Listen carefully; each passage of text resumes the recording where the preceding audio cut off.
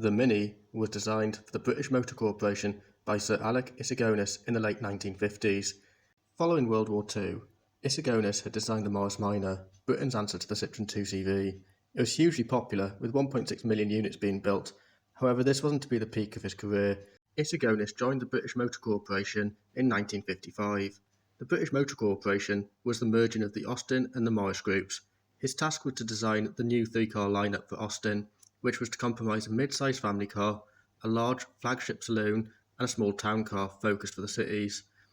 Priorities had originally been put on developing the two larger models. However, by the late 1950s, fuel was being rationed in the UK, and the British Motor Corporation's chairman, Sir Leonard Lord, ordered Issigonis to bring the smaller car to production as quickly as possible, the result being the Mini, not only Issigonis' most successful work, but Great Britain's most successful car of all time, with over 5.3 million units being built.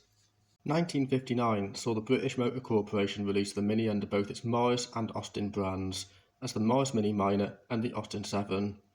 The Morris cost roughly £40 more than the equivalent Austin.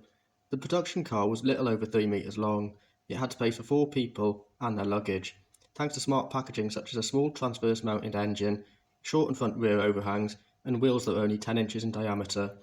80% of the Mini's footprint was available for either passengers or their luggage.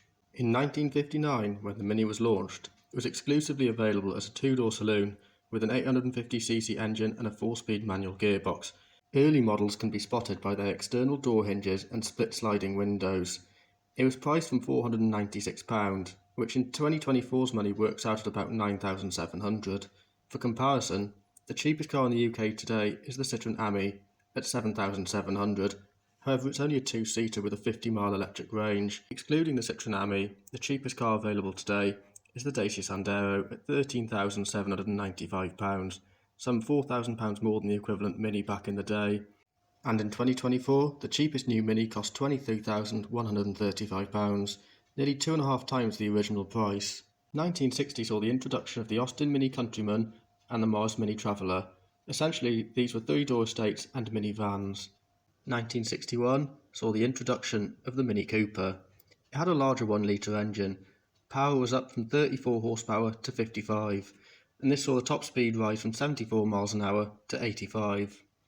In 1963, Mini launches the Cooper S. It has a 70 horsepower 1.1-litre engine, and is good for over 90 miles an hour. This was hugely fast for such a small car. In 1964, 1965 and 1967, the Mini famously wins the Monte Carlo Rally, beating the much more powerful but far heavier V8 Ford Falcons. 1964 sees the release of the Mini Moke. It was built in the UK, Portugal and Australia. It was built until the early 1990s. It was hugely popular. It was originally intended for military use. However, later on it's marketed for civilian use, such as places like golf clubs and beaches.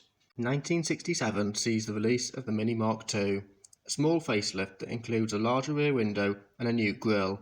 British Motor Corporation's priority was on simplifying the building process, as Minis to date had been popular but of very low profit, and worse still, they were stealing sales from the larger, higher profit models. In 1968, the British Motor Corporation merged with Leyland Motors to create the British Layland Motor Corporation, who made the Mini an independent brand, rather than selling them as either Austin or Morris models.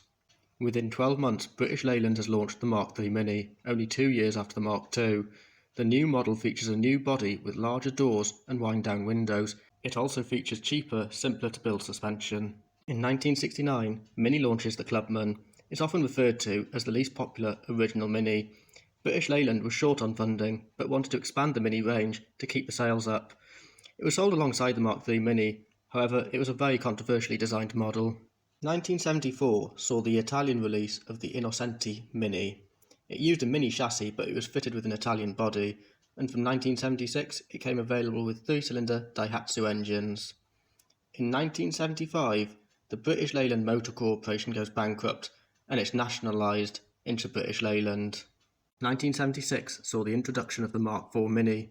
Very few changes were made, with attention being put into comfort and cabin noise to keep it competitive. In 1978, it was one of the first cars on the new mobility scheme that was designed to help mobility for disabled people in the UK.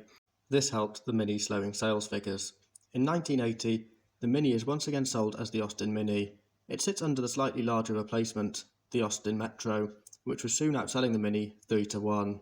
1985 sees the release of the Mini Mark V. At 26 years old, the Mini was an old design, and the sales were declining, but with the Mark V, many special editions were brought out, and these helped raise sales as well as being sold with higher profits. In 1988, following British Layland being reprivatised and sold to British Aerospace, it's renamed the Rover Group, and Mini is once again a brand of its own right, and the Austin brand is phased out. People know these cars as the Rover Minis, but they were never officially called this, despite some V5 documents incorrectly claiming so. 1990 sees the release of the Mini Mark VI. It's exclusively sold with a 1.3-litre engine. The Mini is once again available as a Cooper model, a hugely popular range topper, but unlike its predecessor, the Cooper is no faster than other specifications of Mini. In 1996, the Mini Mark VII arrives. It's the final of the original Minis, and the first time it was available with an airbag. As of 1994, Rover Group had been under BMW control, with Mini being the only mark that it actually kept. In 1998, the Metro that was supposed to replace the Mini was axed. Mini production continued until the end of 2000, nearly 42 years in production, and outliving its successor by 2.5 years.